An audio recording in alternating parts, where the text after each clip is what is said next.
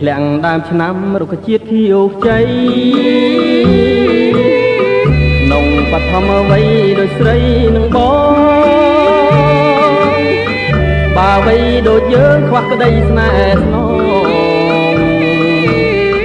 ដល់ចាំងកំខ្នងច្បាស់ជាស្ដាយក្រោយមិនចៃសោកស្ដាយមេឃៀវស្រឡាំងពពកបាំងថ្ងៃ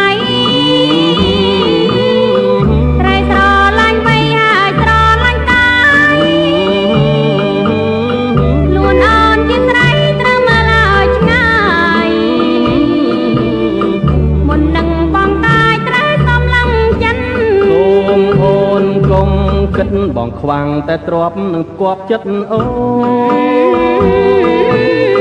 ព្រោះបងជាកូនអ្នកក្រីក្រពិត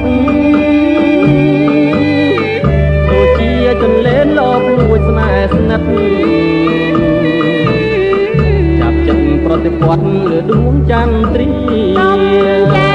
តែថាយុវជនឈាមរាវនៅក្នុងវ័យខ្មែរប្រឡាយនឹងលបែងស្នេហាបានកាយណាចិត្តលែងកណ្ដឹងនេះឲ្យស្រីកំព្រាវេទនាចំបាយអូនកុំគិតក្រែងបងធ្លាប់តែឈ្នះក្នុងនាមកូនប្រុស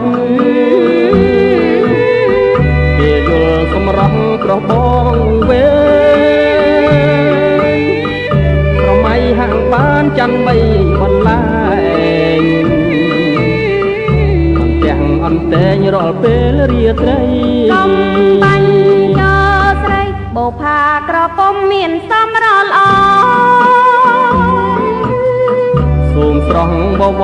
អូននាងប្រណីសូមតែប្រមាកំបបងស្រីបារម្ភអីណាម្ចាស់ចិនដាបារម្ភអីណាម្ចាស់ចិនដា